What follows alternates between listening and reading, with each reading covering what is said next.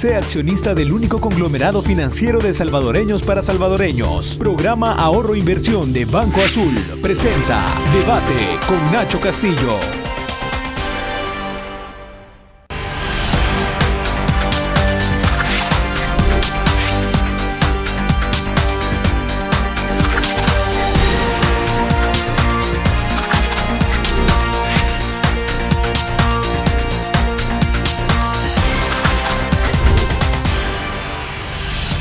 Hola, ¿qué tal? Muy buenas noches. Soy Federico Celedón, hoy por Nacho Castillo, que se encuentra gozando de sus merecidas vacaciones. Espero que le esté pasando muy bien. Vamos a tener un programa muy interesante esta noche. Vamos a conversar con tres reconocidos empresarios del sector transporte público de pasajeros. Nos acompaña esta noche el señor Genaro Ramírez, presidente de AEAS. Bienvenido, Genaro, gusto en saludarlo. Gracias, igual un gusto, Federico, poder conversar contigo de nuevo. Teníamos días de no platicar. Va a ser interesante, sin duda. Muchísimas gracias. También don Roberto Soriano, vicepresidente de AEAS. ¿Qué tal, don Roberto? Muy buenas noches, un placer estar contigo esta noche, Federico. Gracias, hombre, igualmente. Y don Juan Pablo Álvarez, representante de Rutas Unidas. ¿Qué tal, don Juan Pablo? Gracias, Federico, por el espacio. Un saludo al pueblo salvadoreño que nos ven esta noche. Muy bien, y vamos a comenzar agradeciendo al patrocinador de este primer bloque de debates, la Central de Seguros y Fianzas. Durante 30 años hemos consolidado nuestro liderazgo en fianzas. Somos expertos en seguro de personas, seguro de daños, fianza segura. Nuestro servicio es de calidad, ágil y oportuno. Alcancemos juntos nuestras metas, porque los salvadoreños no nos dejamos vencer. 3 décadas de desarrollo. La Central de Seguros y Fianzas. Por 30 años, su centro de confianza. Muy bien. Quiero comenzar este bloque haciendo alusión a este comunicado que ustedes han emitido. Es interesante, porque dice al señor presidente de la República, los señores diputados de la Asamblea Legislativa y señores magistrados de la Corte Suprema de Justicia y al luchador pueblo salvadoreño quieren exponer la grave crisis del sector transporte. Bueno, ¿lo puedo leer yo o puedo dejar que lo expliquen ustedes? Así es que mejor les cedo la palabra, don Genaro. ¿En qué consiste esta grave crisis del sector transporte? Mira, Federico, cuando tú tienes a un sector que le tienen secuestrada la tarifa durante 16 años y tienes acciones como las que recién se han dado en estos días de aumentar el salario mínimo y quienes terminamos pagando esta factura cuando se suben los salarios mínimos, y también en el comunicado hacemos ver que la inflación en los últimos 16 años asciende al un poco más del 300%. Y nuestros datos son en base a números que más adelante los explicamos un tanto, y por ahí tratamos de hacerle ver, o sea, que nadie, es como que le dijéramos al pueblo salvadoreño, mire, regresen, o que si pueden subsistir con el salario mínimo de hace 16 años, cuando el salario mínimo andaba por los 1.100 y algo de colones, que significaban alrededor de $120. Entonces nosotros, Federico, hemos venido sufriendo la inflación durante todo este tiempo. Los gobiernos de turno, o sea, pero no vamos a culpar únicamente los últimos 7 años. No se ha sido responsable en actuar a bases técnicas. A raíz de una exposición que hicimos en el 2004, se dio este estudio, donde del 2004 hace 12 terminó hace 12 años. Hace 12 años, donde decía más o menos el coste de las tarifas, o sea, por cuánto debería de andar las tarifas. Y te podría mostrar también incluso, o sea, el resumen ejecutivo del Citran, donde dice que la tarifa tendría que andar alrededor de los 83 centavos, que sabemos que tarde o temprano ellos van a enfrentar, ¿cómo se llama?, fuertes problemas de carácter económico. Porque también le explicamos incluso las desventajas con las que nosotros operamos, como son el tema de la delincuencia, que no es un secreto para nadie. Incluso pues, el fin de semana pasado, un empresario, presidente de una ruta, en Santa Tecla lo escaparon a asesinar, o sea, y han muerto una cantidad exagerada de motoristas, más de 1.000 motoristas en los últimos 7 años, y también dueños de unidades. Me llamó la atención, y no quiero desviar la plática, pero me llamó mucho la atención que usted señalara como uno de los elementos de esta crisis el recién incremento del salario mínimo. ¿Eso lo golpea a ustedes? Por supuesto, nosotros generalmente en muchos rubros trabajamos con salarios mínimos. Por ejemplo, tenemos gente de taller, tenemos gente de carguacheros, llamamos a los que limpian las unidades, incluso hay personal de oficios varios, barrenderos, tenemos también seguridad, o sea, de 24 horas. Con ellos estamos trabajando con el salario mínimo. Entonces, estas personas, o sea, vamos a venirnos a absorber todo este costo operativo. O sea que es un ejemplo que también hemos tratado de hacer ver ante la opinión pública y cómo es que el gobierno aumenta el presupuesto todos los años. La base que utilizan es la inflación. Aunque nosotros sabemos que en parte no es tanto la inflación, sino que es el montón de plazas, la fábrica de empleos que tienen, que ahí van a terminar nuestros impuestos en tanto activista político que está entrando a trabajar en el gobierno. ¿Recortes de personal podrían haber en algunas rutas? Van a haber, no es que podrían, o sea, por este incremento van a haber recortes Quiero decir salario. que estuve escuchando con mucha atención la conferencia de don Roberto del señor Villalona cuando estaba presentando este incremento del salario mínimo, y él decía que si medían el tema de la utilidad del sector o de los sectores versus lo que representa la mano de obra como costo operativo, pues no era representativa, decía él, y que no era cierto que los aumentos al salario mínimo hubieran tenido un correlativo con despidos o cierres de empresas. ¿Qué le contestaría? Mira, lo que pasa es que aquí, Federico, suceden varios fenómenos. En algunos casos, muchas empresas grandes no van a sufrir las consecuencias de una disposición un poco arbitraria, una disposición un poco populista, ya que no se ha hecho un balance de la economía del país. Yo creo que los que más van a sufrir en este desbaste, si se logra aplicar ese incremento, serían las medianas y pequeñas empresas. Son las que hoy por hoy no tienen la capacidad de asumir un costo de esa magnitud, ya que la economía no crece, no ha crecido. Yo creo que uno de los con lo que tenía que haber comenzado el gobierno era a crear mejores condiciones de dinamismo económico para que el país, las empresas, fortalecieran su economía y poder disponer de algún tema el salario mínimo. En estos casos yo creo que no se hacen las cosas de una manera más técnica, pareciera de que se sigue apostándole a lo que es ocurrencias, apostándole a que a lo mejor salgan bien, y yo creo que es donde en muchos casos se ha fracasado en los últimos gobiernos. Cuando tú haces disposiciones que no son técnicas, Federico, vienen muchos fracasos. ¿Le parece que este aumento del salario mínimo no es técnico? No es técnico. ¿Qué es entonces? Mira, a mí me pareciera de que estamos jugando un poco al populismo, estamos jugando ya a las nuevas elecciones que vienen, e inclusive algo que nosotros como sector hemos sufrido es un populismo en el tema tarifario. Jamás se han tomado en cuenta inclusive millones que el mismo Estado ha invertido en estudios técnicos, cómo debe de ser, cuánto debe valer una tarifa, qué es lo que se debe de hacer técnicamente para poder mantener, digamos, un transporte del nivel que debemos de tener, por lo menos en el tema de seguridad. Ahora, don Roberto, y me parece que es importante decirlo también, en estos 16 años que mencionaba el señor Genaro Ramírez, no ha habido cambios en cuanto a la tarifa. Sí han habido serias fluctuaciones en el tema del precio del petróleo. Han habido momentos en los que definitivamente el precio del petróleo ha sido inalcanzable. Recordamos toda la crisis del 2008-2009 que llevó incluso a un disparo de los commodities y a poner en quiebra a muchos otros rubros. El sector transporte sufrió en ese momento. Pero también es cierto que como un paliativo se estableció esta mecánica de compensación. Ustedes la recordarán, que ha ido cambiando también en la forma de entregarla, pero que sigue presente, y entiendo que también está consignada ya para el presupuesto 2017. La pregunta concreta a la que quiero llegar es, ¿no ha sido proporcional la compensación a las variaciones que pudo haber tenido la tarifa en estos 16 años? Mira, lamentable no.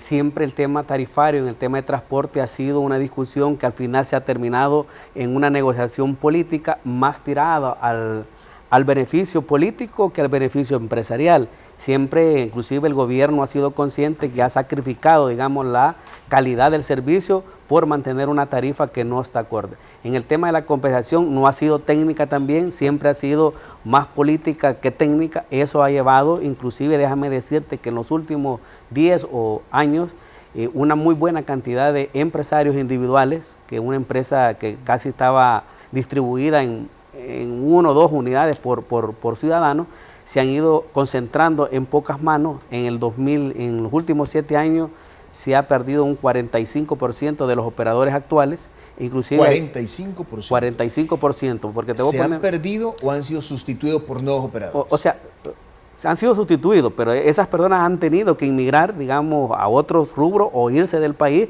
porque ya no han podido sostener, digamos, por la cuestión económica sus empresas. Muchos, inclusive, según los cálculos que tenemos, se han perdido alrededor de unos 1.000 permisos de línea porque ya no han querido, ya no han podido, ya no han tenido capacidad de renovar. Entonces, pareciera que la política de económica ha sido la que ha venido estrangulando todo el tiempo a los transportistas, pero al final, Federico, esto creo de que debe de cambiar. Inclusive nosotros, déjame decirte, hemos estado preparando un estudio de cómo el gobierno debe de reorientar un poco la política económica en materia de transporte y cómo debemos de enfrentar una realidad. Pero don Roberto, déjeme, y vamos a hablar de ese estudio que están haciendo ustedes, pero déjeme terminar el punto porque me parece relevante. Cuando he tenido la oportunidad de consultar al señor viceministro de Transporte, el señor Nelson García, lo que él dice es, mire, no es cierto.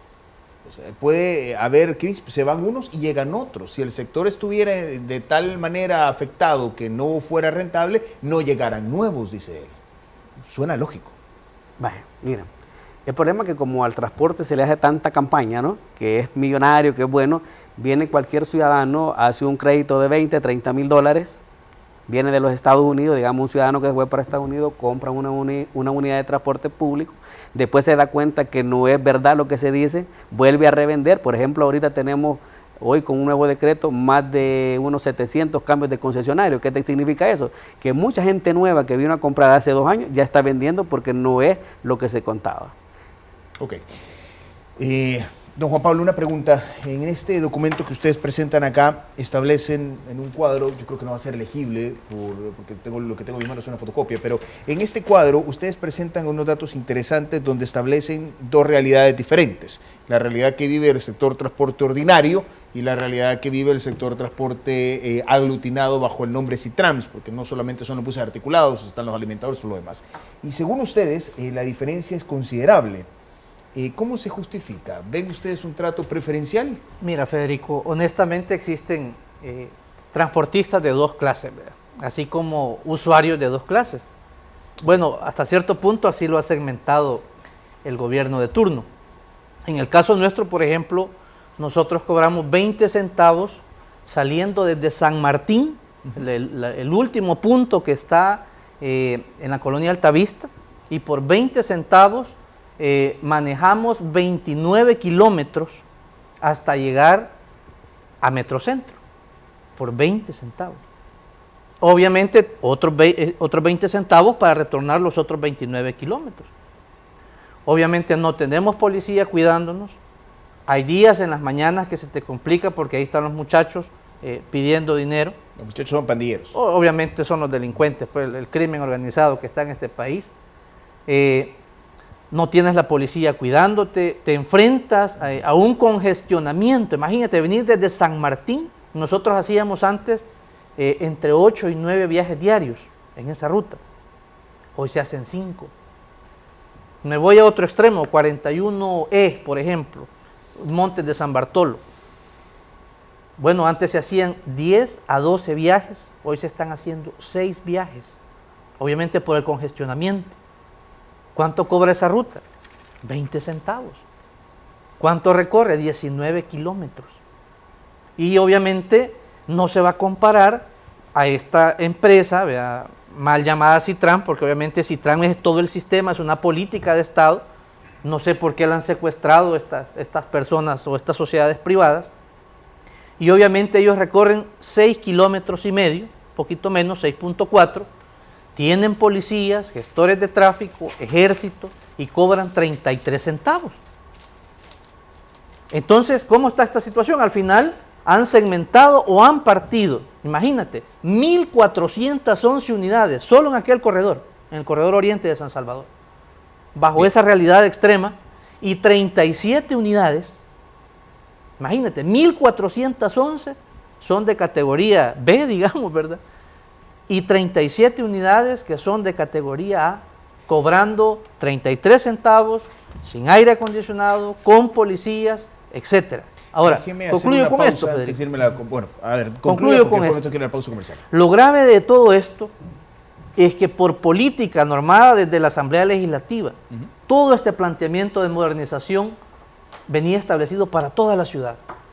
Y hoy por hoy ha sido secuestrado por personas o por grupos de poder vinculados al actual gobierno. Eso es lo más grave, eso es corrupción. Me voy a la pausa, voy a regresar para darle la palabra nuevamente a usted porque quiero que por favor nos explique. Usted dijo dos cosas interesantes. Una, que hay empresarios de dos categorías y también hay usuarios de dos categorías. ¿Cómo es eso de usuarios de dos categorías? Vamos a hacer la pausa. Volvemos.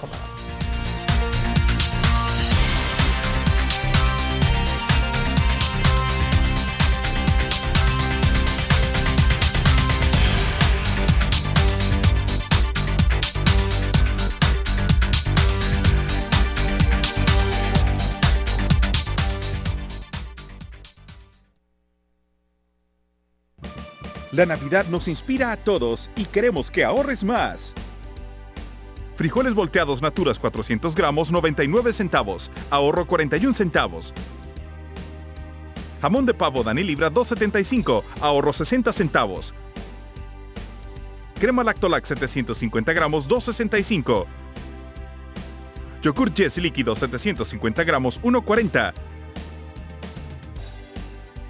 Super Selectos. En CEPA, seguimos trabajando por mejorar las vías de acceso hacia nuestro país.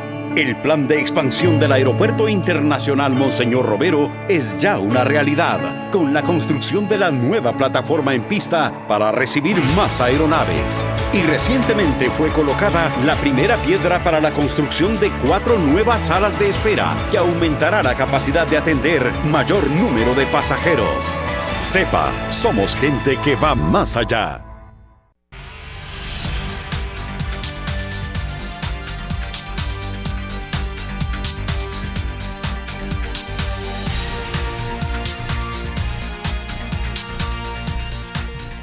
Muchas gracias por continuar con nosotros. Este segundo bloque de debates, gracias a Banco Agrícola, juntos por una banca más humana.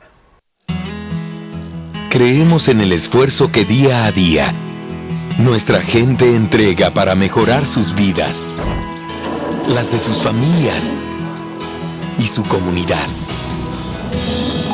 Aunque el sol deje de brillar, nuestro inquebrantable espíritu nos mantiene unidos.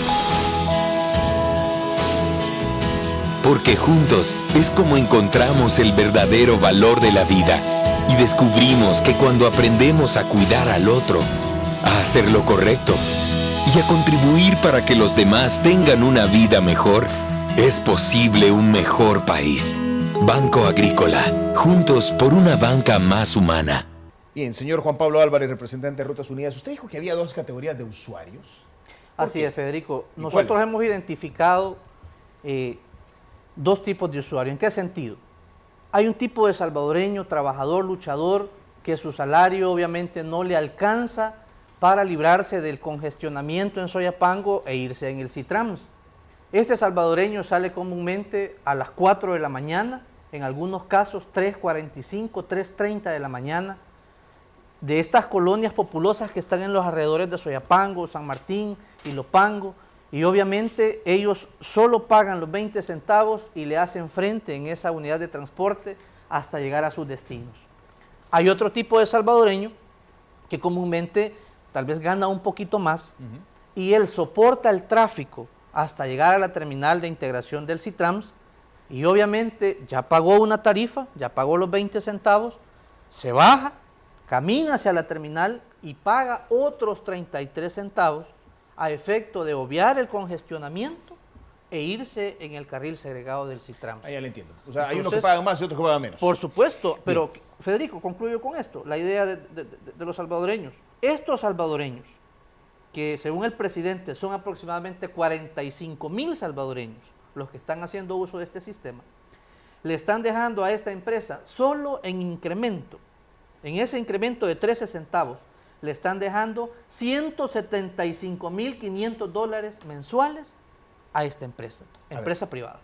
Don Genaro, ¿ustedes estarían dispuestos a renunciar a la compensación si se les permitiera un aumento a la tarifa y de cuánto? En principio sí, Federico, yo he dicho en múltiples ocasiones, he llegado al extremo de decir que para nosotros la compensación es una maldición, y realmente es una maldición, porque aquí cualquiera nos tira lodo por esa compensación, porque dicen que es subsidio. Para mí no es un subsidio. Subsidio es el que han dado a la energía eléctrica, al gas. O sea, nosotros, porque no tiene ninguna base técnica. O sea, yo te mostraba fuera de cámara los precios de los combustibles. Este estudio hecho por la misma empresa que ha hecho el Citran. Y con fecha 2005, ¿no? Con fecha 2005, que el diésel valía 1.80 y la tarifa debía de andar entre 30 y 60 centavos en el área metropolitana del Gran San Salvador.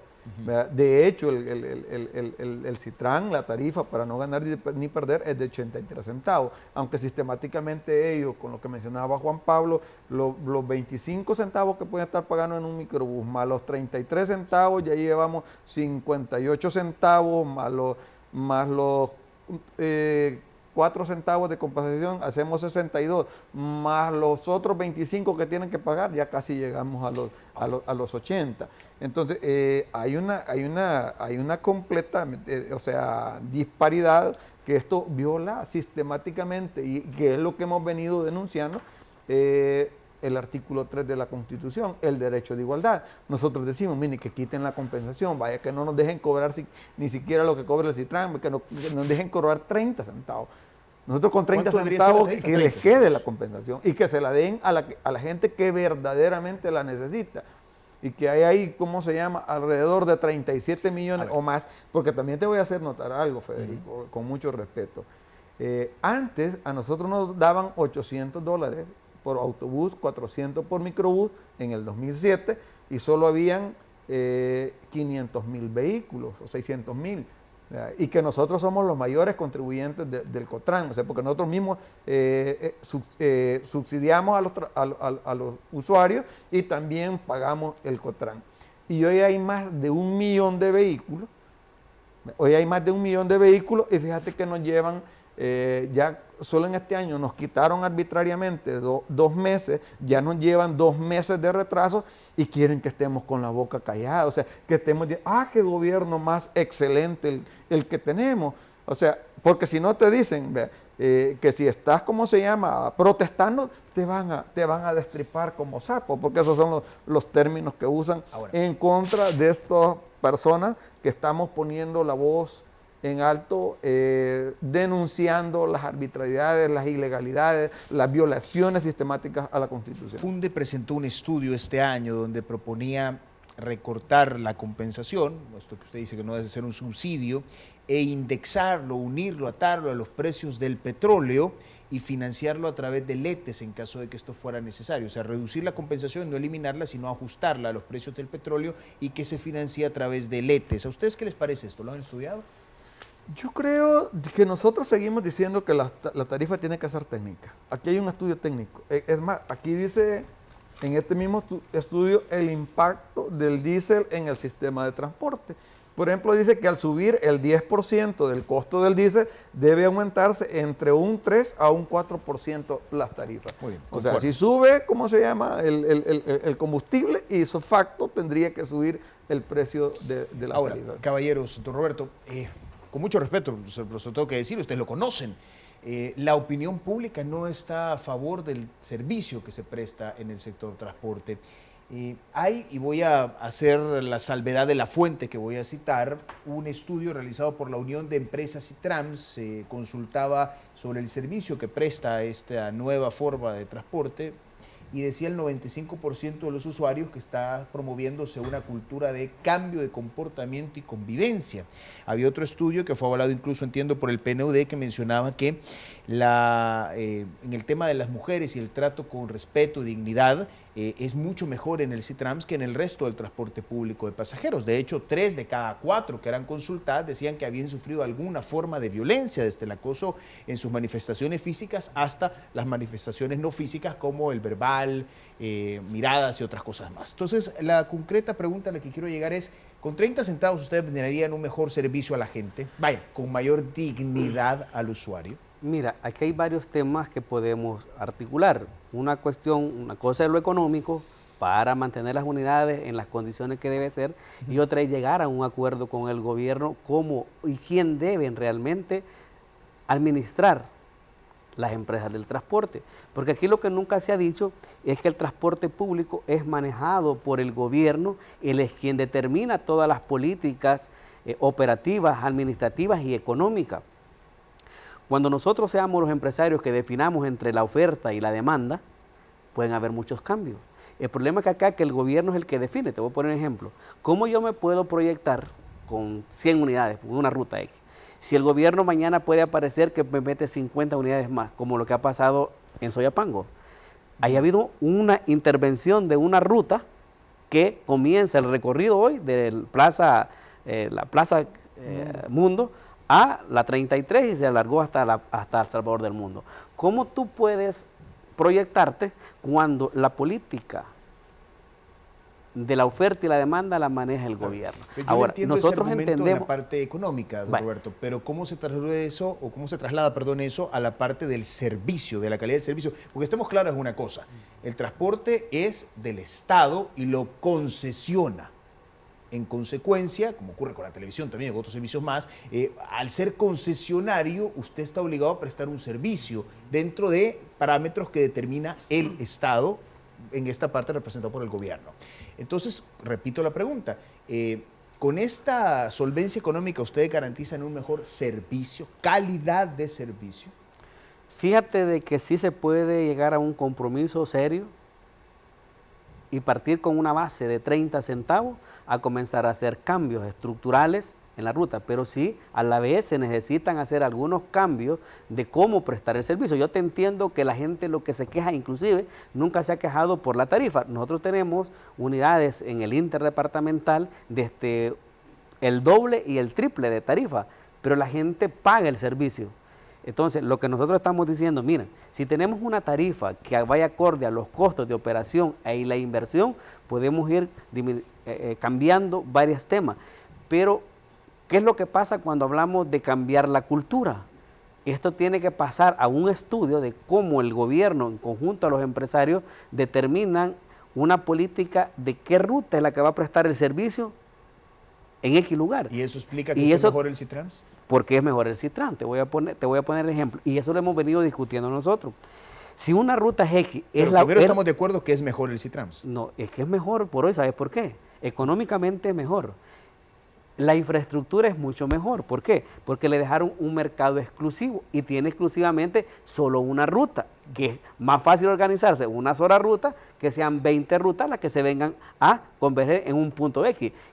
San Salvador es tan pequeño que a 2 cuadras converge en Colonia. A partir de esa convergencia comienza una disputa por el pasajero.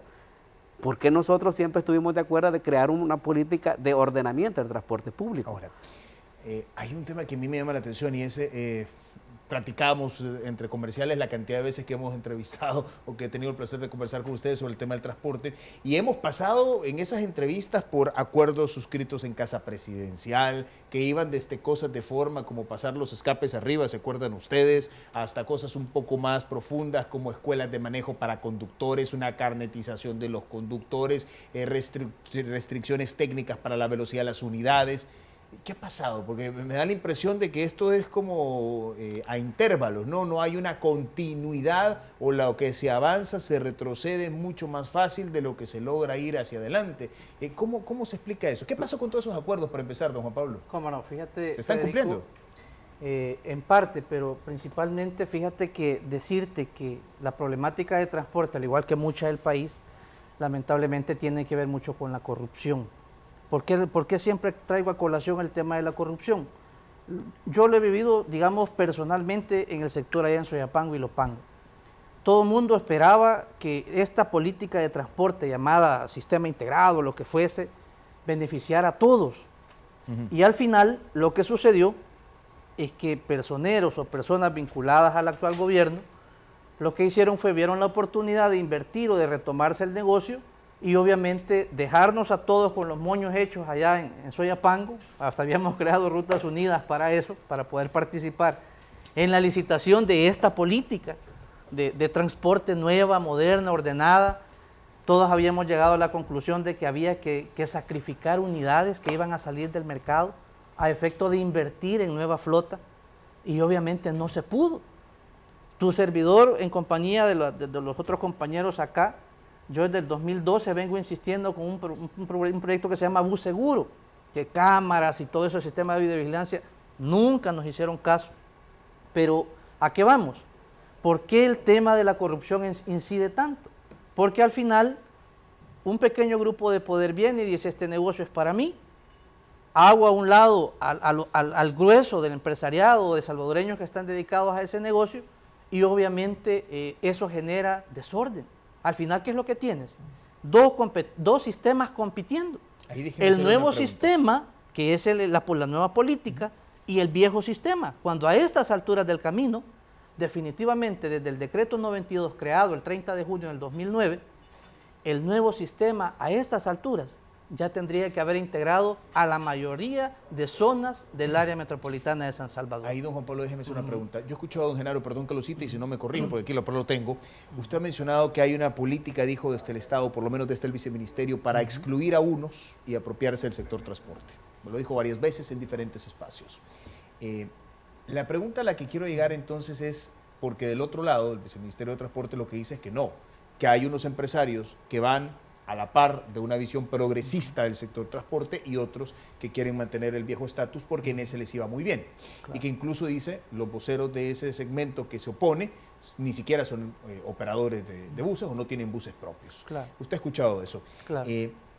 Ayúdenos a entender, ¿es que en realidad hay una política de extorsión o de asfixia para ustedes hasta el momento de quebrarlos y sacarlos del mercado? ¿O es que ustedes simplemente no quieren y no les interesa ser parte de este nuevo esquema? Mira, Federico, y yo vuelvo y reitero, yo lo he vivido personalmente. Yo estaba gerenciando en Acopad cuando intentaron comprarla. Un año después que no vendimos, nos cancelaron 79 permisos. Hoy las placas que andan los buses del Citran son placas que eran de Acopad, que estaban liquidadas, fuera del sistema, eliminadas. Creamos Rutas Unidas para participar en el proceso. No se pudo. Hemos venido luchando con un proyecto alternativo de cobro electrónico que, te digo, a fuerza de pelear, se va a iniciar el próximo año. Se va a invertir 10 millones de dólares. O sea, nosotros no estamos en contra de la modernización. El tema es... Y te lo digo con pruebas. Yo fui a denunciar al expresidente Mauricio Funes por el tema de corrupción que veíamos. Mira dónde está el señor expresidente hoy. Fuimos a denunciar a este empresario conocido por ahí, que da abrazos, ¿verdad? Con efectivo, y también mira cómo está. Entonces, y es más, te lo doy en primicia, estamos preparando y en enero vamos a demandar formalmente a los administradores de Cipago. O sea, aquí, bueno, por administración fraudulenta. ¿Por administración fraudulenta? Por ejemplo, estamos todavía preparando el escenario, pero te digo, nosotros que hemos venido denunciando la corrupción, hemos hecho uso de la institucionalidad. Ahí están las pruebas. ¿Quiénes va directamente la demanda? Bueno, quienes administran Cipago en este momento. ¿Quiénes son? Miguel Ángel Díaz Castañeda, Rodrigo Contreras Teos, Eduardo Mendoza. Tú puedes buscar en internet. Hasta hay documentos filtrados de un periódico electrónico en donde hay recibos, donde han manipulado una licitación disque internacional, etc. Entonces, eso es de todos conocido, ya es de conocimiento público. Entonces, ¿nosotros qué hemos venido haciendo? Y la demanda va por administración fraudulenta. Ese es uno de los ilícitos. Pero al final... ¿Cuál habría sido lo ilícito en eso? Bueno, yo te digo, si yo soy presidente, un ejemplo, de Cipago, y voy a contratar a un operador internacional, ¿por qué yo le voy a cobrar a ese operador internacional $500,000, un ejemplo, para yo darle la firma del contrato? Eso es un amaño. He utilizado el ente jurídico para beneficiarme yo, en detrimento de todos mis accionistas o de todos mis asociados. Miguel Ángel Díaz Castañeda firmó un contrato por 5,000 buses de transporte, cuando si tú te vas a hacer Trasén, a lo sumo le aparecerán 5 o 6 unidades a su nombre. Y él, por haber hecho esa firma, hay recibos en donde ha recibido dinero. Hay un contrato en donde si tú haces la multiplicación, pues obviamente él se iba a beneficiar por miles de dólares, en detrimento de todo ese grupo, ese segmento de empresarios que estamos en el área metropolitana de San Salvador. Pero vamos más allá. En esa demanda que se está preparando, estamos tratando de identificar todos los elementos de la parte pública, si el viceministro de Transporte, si el director de Transporte ha tenido que ver en ese amaño. Y yo te digo, aplaudo el trabajo del señor Fiscal General de la República. Y si nosotros encontramos elementos que vinculan a esta parte privada con la parte pública y encontramos elementos de corrupción, vamos a presentar la denuncia respectiva y esperamos que así como valientemente el señor Fiscal General de la República ha hecho el destape a la corrupción, venga de donde venga, también le entre a este proyecto. Porque al final, Federico, y con esto concluye la idea, la corrupción lo que viene a hacer es a generar desorden. A estas alturas del tiempo ya hubieran salido 2.000 unidades de transporte del área metropolitana, o 1.000 unidades por lo menos. ¿Pero por qué no han salido? Don Juan Pablo, porque se ha beneficiado a un pequeño grupo y se ha dejado al margen a la gran mayoría. Como son acusaciones serias, antes de irme a la pausa comercial le hago una pregunta, pero lo quiero terminar de entender. Usted me ha dicho hoy que los va a demandar porque han cometido ilícitos o que está investigando y si hayan pruebas los va a demandar. Federico, fíjate de que yo he ido a 3 asambleas de Zipago que no me han dejado ingresar. Yo puedo mostrarte, y va a ser público eso, una resolución en donde he tenido que ir a un tribunal para que Miguel Ángel Díaz Castañeda reconozca que yo soy accionista de Zipago. Eso significa que tengo pruebas. Y hoy que ya soy accionista de Zipago, yo voy a pedir, estamos en ese proceso de solicitar una auditoría integral a los contratos millonarios recibidos de esa plata de Panamá, que ha venido de Panamá a El Salvador, del contrato que se ha realizado entre Zipago y Subes, y de la alianza creada entre Zipago y Subes. Todo eso es investigación. Y mi pregunta es, ¿tienen evidencia de delitos? Por supuesto. El contrato que está, digamos, toda esa evidencia pública que ya está en un periódico electrónico, obviamente va a ser retomada para evidencia de toda esta situación. Bueno, aclaro que de todas maneras la investigación del delito no le corresponde a quien por supuesto, presenta un aviso ante la Fiscalía, así es a la Fiscalía. Vamos a una pausa, regresamos.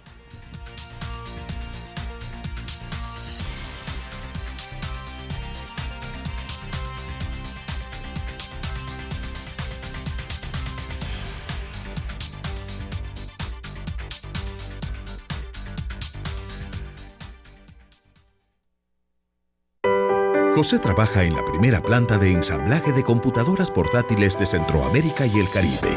Gracias a la apuesta del Ministerio de Educación, Laura podrá utilizar las lempitas para mejorar el aprendizaje de sus estudiantes. Miles de niñas y niños están siendo beneficiados con computadoras en sus escuelas gracias al programa Una niña, un niño, una computadora. Estamos invirtiendo hoy en el futuro de nuestra niñez para hacer de El Salvador un país productivo, educado y seguro. Ministerio de Educación, Gobierno de El Salvador.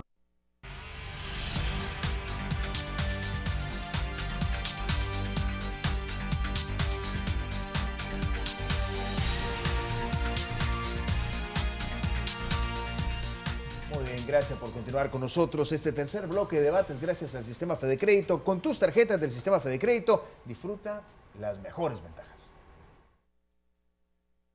Todos mis días son diferentes, pero todos tienen algo en común. Y es que cuando compro algo que me gusta, yo prefiero pagarlo con mi tarjeta de crédito del sistema FedeCrédito, porque con ella disfruto de increíbles descuentos permanentes, promociones en comercios afiliados, y además puedo canjear mis FedePuntos acumulados por dinero en efectivo. Por todos estos beneficios, siempre va conmigo. A la vuelta de la esquina, estamos donde tú debes estar. Sistema FedeCrédito. Queremos darte una mano. Muy bien. Una cosa es que ustedes consideren que se ha beneficiado a un determinado segmento del mercado o de los operadores del mercado del transporte, y otra muy diferente es que ustedes me están diciendo que este mercado está viciado porque hay delitos ahí. ¿Usted va a acompañar esa demanda que se va a presentar en enero, don Genaro? Por supuesto. Si no es primera que vamos a poner, o sea, ya hemos puesto por apropiación y retención indebida y por desacato, o sea, contra el viceministro de Transporte. No es primera vez que no es un aviso. Nosotros vamos a poner las denuncias con su respectiva prueba. Yo quería ampliar un poco, Federico, si tú me permites. Mira, si a ti como un dueño de medio de televisión, te mandan a hacer el edificio, te regalan las antenas. Ya quisiera ser yo el ¿verdad? dueño. Te regalan el terreno, ¿verdad? Te dejan te quitan toda la competencia y te dejan exclusivamente y te dejan, te construyen todo. Y así que uno va a ser empresario. Si es lo que ha pasado con el Citran. El alcalde, el ex, Diablito Ruiz, a mí me olvida el nombre, yo soy malo para los nombres, el ex alcalde Carlos le regaló le regaló el terreno, una manzana para la terminal de integración. Viene de ahí, le regalan 6.4 kilómetros de carretera, se las mandan a hacer con concreto hidráulico, paradas, con accesibilidad y todo regaladita. Publicidad, o sea, les pagan la compensación al día.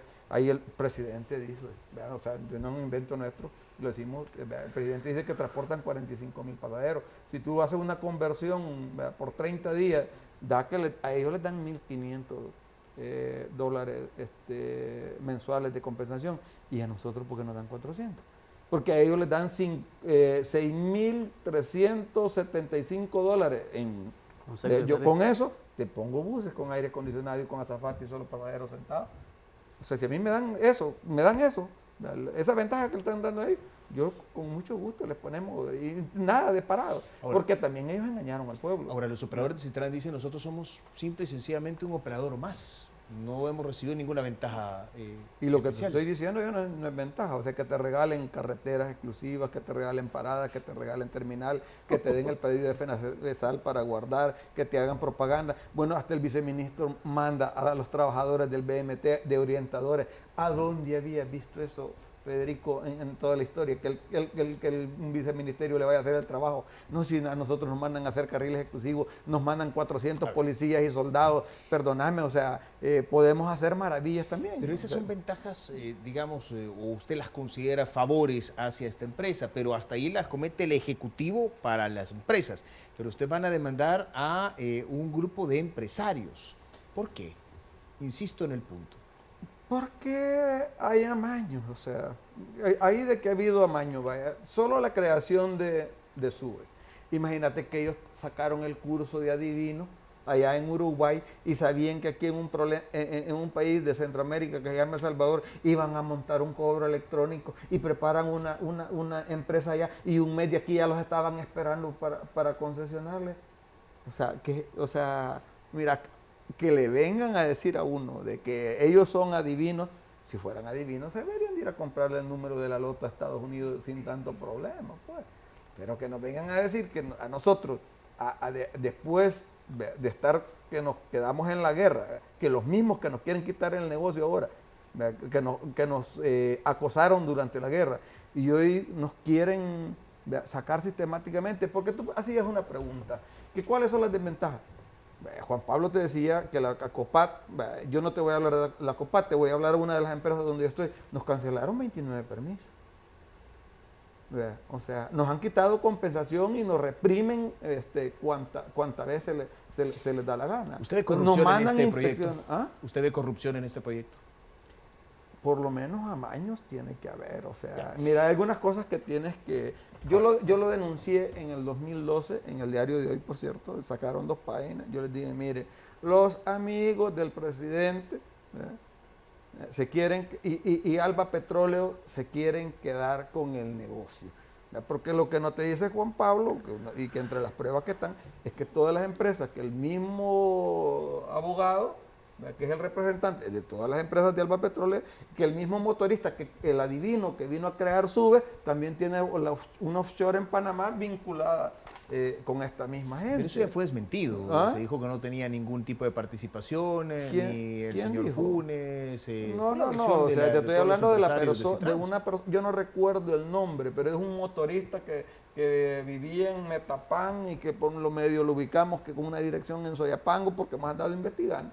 ¿Verdad? Que es el mismo que aparece en la primera directiva de SUBE, que aparece en las offshore. Un motorista. Un motorista, sí. Así como una secretaria. ¿Verdad? Sacaron $3 millones y después los pusieron para crear, ¿cómo se llama? Un motorista sacó $3 millones. Bueno, al menos esa es la evidencia que hay en las ¿cómo se llama? Constitución de las empresas. Y vinieron y se han estado transfiriendo cantidades millonarias que ahí salen en los papeles de Panamá. Ahora, y que casualmente el abogado que creó Cipago, ¿vea?, es el mismo abogado que les hizo las offshore ¿cómo se llama?, a los señores que están involucrados, que ya mencionaba Juan Pablo. Es que no pueden haber tantas casualidades, Federico. Pero eso, dirían algunos abogados, es algo circunstancial. Digo, sospechoso sí, pero circunstancial. No, pero eso es lo que estamos investigando. Y, por ejemplo, cuando nos dijeron que nos íbamos a demandar, nosotros en vez de ponernos molestos nos alegramos, porque ellos iban a tener que demostrar de dónde habían sacado la Ustedes han plata. presentado demandas ante la Sala de lo Constitucional, me corrige si me equivoco, Correcto, en contra del proyecto Citrans. de lo Ustedes contencioso, han dado aviso ante la Fiscalía General de la República, o aviso usted ha dicho que demanda incluso demanda, ante la Fiscalía General de la República. ¿Qué ha pasado? No camina ninguna. Mira, las anteriores se dieron con el fiscal general anterior. O sea, valdría la pena aclarar en el contexto para salvar un poco, salvar al fiscal actual. Se dieron en la administración de la fiscalía anteriormente. O sea, estamos tratando de que se retomen, o sea, porque se han puesto las respectivas denuncias y, como te decía, con no presumiendo, o sea, sin tener pruebas. O sea, por ejemplo, lo de desacato, teníamos la orden vigente de la sala de lo contencioso, así como usted te evidencia que la Fiscalía dijo que el Citran es tomarse el carril, la calle que es tuya, que es de todos los salvadoreños, que ha sido financiado con los impuestos de todos nosotros y que está pagando un préstamo con los impuestos de nosotros, y que el buena gente del ministro de Obras Públicas invirtió, titularizó otro montón de plata para arreglarle la calle, afinársela bonita al Citran, ya dice que es inconstitucional. Entonces quiere decir, no, como los buceros caen mal, está bueno que lo frieguen, pero y si mira, y si la sala, incluso a los que están presos en las Bartolinas por un supuesto delito, ya declararon inconstitucional el hacinamiento, o sea, nosotros no tenemos derecho. Y el derecho, la seguridad jurídica que está en la Constitución. Bien, le entiendo el punto. ¿Ustedes conocen al abogado Omar Pastor? Por supuesto. Los ha demandado, o más bien, ha puesto un aviso, voy a hablar con propiedad, ha puesto un aviso ante la Fiscalía General de la República para que sean investigados don Juan Pablo, don Genaro, don Eduardo Villanueva, don Genaro y don Juan Pablo por vínculos con estructuras criminales, o posibles vínculos, que vaya e investigue.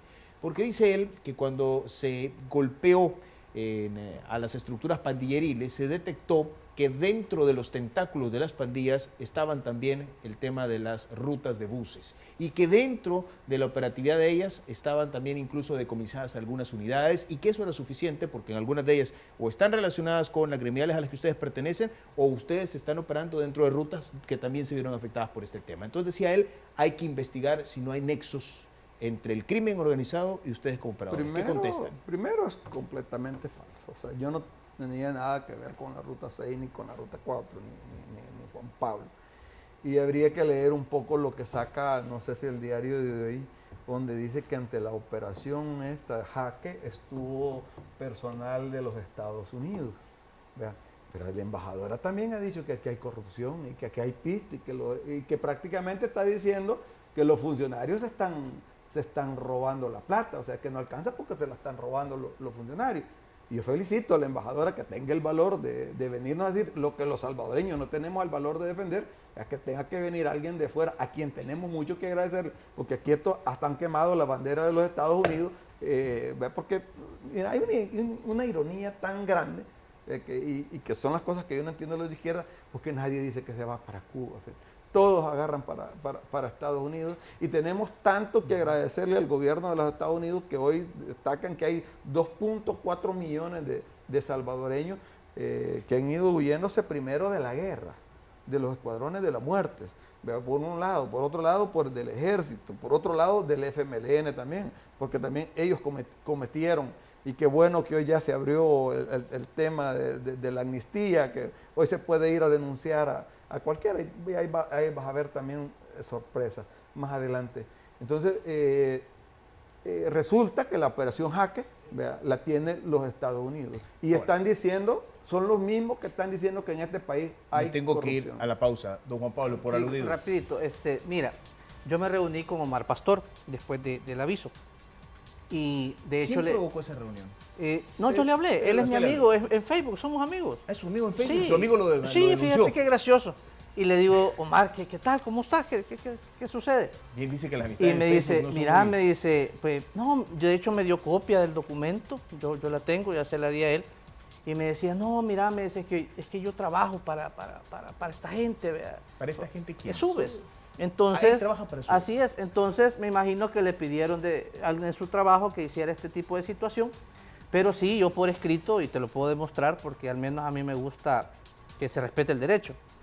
Le pedí por escrito que se retractara, al igual que los medios que dieron el mensaje. Los medios sacaron esos espacios y obviamente yo le pedí a él de favor que se hiciera públicamente, que se retractara, porque también él dijo, como tú dijiste, de que investigación hacia otro, pero dijo también de que no habían pruebas. Y yo por eso le decía a él, mira, ¿qué te pasó? Va? Entonces, de hecho, estamos esperando un tiempo procesal a efecto de que él se pronuncie, y si no lo hace, pues definitivamente al menos tu servidor lo va a demandar en un tribunal de sentencia por andar hablando situaciones, pero igual, hemos ido a la fiscalía, nos hemos ido a poner a la orden, pues, de que no tenemos absolutamente nada que ocultar y que pueden investigar cuando ellos lo consideren necesario. Me voy a ir a la pausa comercial. Cuando regresemos, va a seguir hablando del tema, porque ciertamente las pandillas y el transporte público han tenido una dicotomía bastante violenta. Más de 1000, dijo usted, don Genaro, 1000 transportistas entre empleados y propietarios asesinados en 7 años. Además, el cobro de extorsiones, y una barbaridad ahora de extorsiones y aguinaldo, mire qué lindo. Entonces vamos a regresar para hablar un poco de esa situación y al mismo tiempo de algunas declaraciones que no vienen de Omar Pastor, vienen de investigaciones fiscales que hacen ver que las pandillas podrían haberse apropiado incluso el servicio de transporte público de pasajeros en algunos puntos. Eso es cierto. Hablamos de eso cuando volvamos. Okay.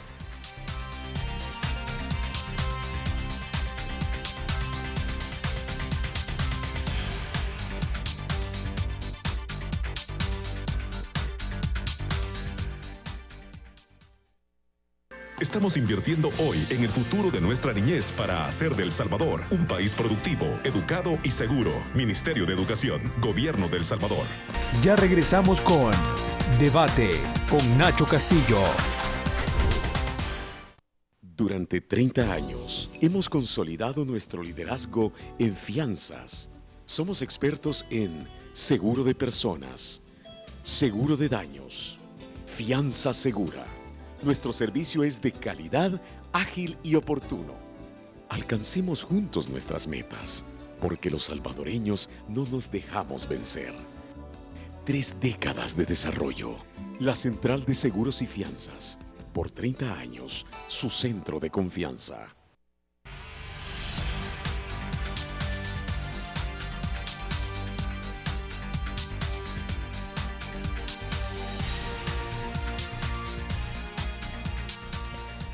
Muy bien, me queda poco tiempo, apenas un par de minutos, así que voy a hacer varias preguntas y le pediría que fueran respuestas lo más cortas posibles para evacuar diversos temas. El primero tiene que ver con eso, con las extorsiones. ¿Ha mejorado algo, don Genaro? En algunas cosas, en algunas zonas sí. O sea, hay que aceptarlo, que en algunas zonas ha habido mejoría, pero si no se le da seguimiento, ahí existe el peligro que las cosas vuelvan al estado en que estaban anteriormente. Que hay rutas operadas por pandillas, ¿es cierto? Rutas completas no creo. Que han invertido, sí es muy posible, y en algunos casos nosotros hemos denunciado con nombre y apellido las rutas donde nosotros suponemos que se ha estado haciendo. Don Roberto. Mire, lamentablemente persisten las extorsiones, pero no negamos de que ha habido una baja comparada al año pasado. Ha habido mayor efectividad, ha habido mayor persecución de la policía y la fiscalía. Hemos visto en todos los medios de comunicación sendas detenciones, digamos, de reconocidos grupos delincuenciales, y eso ha bajado inclusive lo que es los asesinatos en el transporte público. Sabemos de que este es un fenómeno que no es fácil de resolverlo de la noche a la mañana. Quizás visto que hemos sido uno de los sectores que no hemos criticado, digamos, la actuación de la policía ni de la fiscalía. Tenemos confianza, digamos, de que llegue a un final feliz, e inclusive déjame decirte que para nosotros la policía y la fiscalía están haciendo su trabajo constitucional. Lamentablemente, para el tema de la criminalidad, algunas instituciones que deben de actuar diferente no lo están actuando. ¿Cuáles? Por ejemplo, nosotros vemos de que el Ministerio de Economía, el Ministerio de Trabajo no tratan de incentivar lo que es el trabajo. Nosotros siempre hemos dicho que entre más pobreza hay, entre menos trabajo hay, más posibilidades de más delincuentes tendremos en cualquier país del mundo, y eso pues no vemos nosotros, digamos, de parte del gobierno buscar propuestas que generen empleo. Por eso nosotros, déjame decirte, Federico, estamos proponiendo de una forma formal que parte del COTRAN, en alguna medida han querido incrementar 17 centavos para el FOVIAL, que podríamos determinar que entre el FEFE y el COTRAN se podría hacer una unión del FOVIAL. Ahí estaríamos hablando de 26 centavos, no necesitamos, digamos, incrementar otro impuesto, y podríamos utilizar, no es que, digamos, no utilicemos, no necesite alguien $5 para el gas, pero sabemos que podría ser más beneficioso, generar mucho más empleo. Las carreteras a nivel nacional, tú lo has visto, tenemos problemas, tenemos unas carreteras en mal estado, podríamos generar una cantidad de empleos que podría beneficiar al tema de la seguridad, porque le estamos dejando mucha carga a la policía. Don Roberto, no es necesario un nuevo impuesto, hay que reordenar los que ya están. Yo creo que es lo más correcto, reordenar lo que tenemos, lo poco que tenemos, y nosotros creeríamos que con igualar la tarifa que tiene la ruta que hace poco fue creada, que es la de la empresa Citran, comparada a lo que tenemos nosotros, y tenemos mayor recorrido, mayor problema de tráfico, problemas en lo que son las carreteras, con 10 centavos podríamos nosotros comenzar a beneficiar un poco más las empresas y también a la población. Hay una propuesta de que algunos carros particulares, incluso hay otra muy interesante, que es que varias personas en un solo carro puedan utilizar el carril alterno del Citram. ¿Usted qué le parece, Juan Pablo? Fíjate que nosotros de hecho lo solicitamos, que se abriera a este tipo de situaciones. ¿Por qué? Porque la infraestructura vial en donde se implemente el Citran o en todo el área metropolitana, pues definitivamente es muy deficiente. Entonces yo creería de que, Federico, lo importante es de que para el nuevo año, y estamos en Navidad y ya fin de año, yo pedirle quizás al viceministro o al presidente, quien tenga las riendas en este tema de transporte, que en enero nos sentemos, hombre, que platiquemos, o sea, que dialoguemos y que de verdad tratemos de que el 2017 darle una solución a esto, pero con denuncias, con demandas, con dime que te diré, o sea, y al final no podemos dialogar para ponernos de acuerdo. O sea, pero yo te lo digo, o sea, yo igual no podría hacerlo, pero ¿qué es lo que sucede? No hay espacio al diálogo. Y tú sabes de que si ambas partes, privadas y públicas, no se ponen de acuerdo, lo estamos viendo con alcaldías, con impuestos, con esto, con el otro, o sea, al final no vamos a llegar a ningún lado. O sea, necesitamos que haya más diálogo para poder superar todas estas situaciones. Voy a cerrar con dos preguntas. Una es, ¿están al día con el pago de la compensación? ¿Está al día el gobierno con el pago de la compensación? Nos deben un poco más de 20 millones entre apropiaciones y retenciones indebidas y los retrasos que han habido. Ahorita, por ejemplo, octubre, noviembre no lo han pagado. O sea, estamos ya con 2 meses, estamos por cerrar el año, nosotros tenemos que pagar aguinaldo tanto a los empleados como a los grupos delincuenciales que están exigiendo en algunos casos fuertes cantidades de dinero. A empleados y a grupos delincuenciales hay que pagar. Sí, piden, en algunos casos se están pagando aguinaldos. Tú lo dijiste de una forma burlesca, pero lamentablemente la verdad como que si fueran empleados, o sea, te exigen, o sea, a veces incluso te piden para pagar a abogados cuando tienen problemas, hay que pagar. Hay muchos que se sorprenden con el tema de que a veces agarran un bus o un microbús que van a divertirse. Eso es de lo más común, eso sucede casi, es muy frecuente, o entierro, que hay que hacerlo, y por eso no o sea, ellos les piden las unidades a ustedes. Sí, definitivamente hablan. Y yo no sí le entiendo. Le dice la pandilla, mire, deme una unidad que voy a ir a hacer una excursión. Y tienen que darse. Sí, tienen que hacerlo. O sea, y si no los matan. O sea, de hecho, a mí me mataron un empleado hace un par de meses, ¿no?